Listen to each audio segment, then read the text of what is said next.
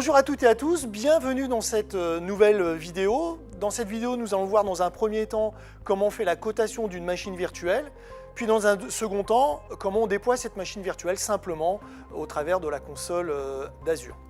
Alors, comment on fait une cotation de machine virtuelle? C'est très simple. Un navigateur, une machine connectée à Internet. Vous allez aller sur le portail où il y a cette fameuse calculette en ligne. Vous allez choisir donc la partie compute, donc machine virtuelle. Ensuite, vous allez renseigner la location ou la localisation de votre data center. Ensuite, vous allez choisir le type de machine virtuelle, c'est-à-dire le type de machine virtuelle, on va parler de vCPU, on va parler de mémoire. Ensuite, vous allez renseigner si vous voulez des disques supplémentaires, des disques data par exemple. Ensuite, vous allez choisir le système d'exploitation que vous souhaitez utiliser sur cette machine virtuelle. Et enfin, pour finir, vous allez renseigner le nombre d'heures d'utilisation de cette machine virtuelle. Une fois qu'on a fait notre cotation, on va passer maintenant sur la seconde partie, comment je déploie cette machine virtuelle. Je vais sur le portail d'Azure, donc portal.azure.com. Ici, je vais faire donc nouvelle ressource. Ici, je vais déployer un Windows Server. Dans un premier temps, je vais donner le nom de la machine virtuelle.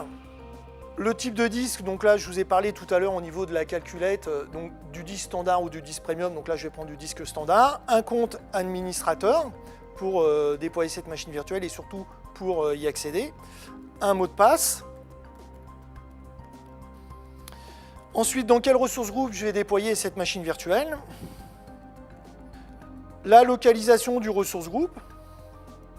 Donc là, North Europe, et ici, ça c'est la première chose. Donc, le nom de la machine virtuelle, le type de disque, le compte administrateur, son mot de passe, le nom du ressource groupe et la localisation du ressource groupe.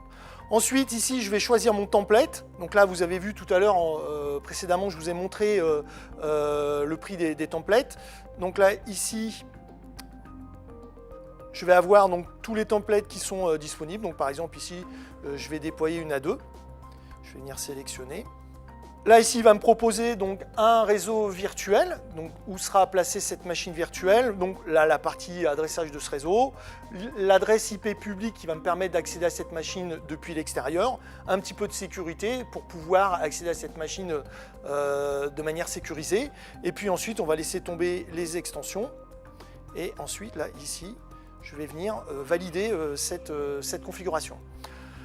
Ensuite, une fois que la configuration est passée, ensuite je vais venir déployer cette machine virtuelle. Voilà, donc là il faudra prévoir 4 à 5 minutes pour que cette machine soit déployée et pour qu'on puisse se connecter de manière sécurisée. Une fois la machine virtuelle déployée, je vais retourner dans ma console d'administration avec mon navigateur. Je vais aller dans le ressource group. Dans le ressource group, je vais voir toutes les ressources qui ont été déployées pour exécuter cette machine virtuelle. Je vais retrouver des ressources disque, je vais retrouver des ressources IP publiques, des ressources de sécurité, etc., etc. Donc là, dans un premier temps, je vais aller dans la partie ressources group ici. Je vais dans le ressource group démo 10. Dans ce ressource group ici, je vais voir donc toutes les ressources qui ont été déployées pour exécuter cette machine virtuelle. Là, j'ai la machine virtuelle, ici. Voilà. Là, ici, je suis sur la partie donc, overview de ma machine virtuelle. Et pour m'y connecter, je vais aller ici sur le bouton Connect. Et là, ça va m'éditer un fichier de configuration de connexion, donc un fichier RDP.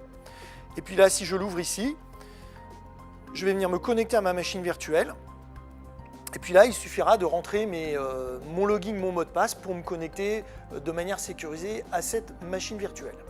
J'en ai fini pour ces deux démonstrations. Si vous voulez aller plus loin pour tester les services d'Azure, rendez-vous sur le portail azure.com. Vous allez pouvoir créer facilement un compte de test et tester vos services simplement avec un crédit de 170 €. Je vous remercie de m'avoir suivi et à bientôt.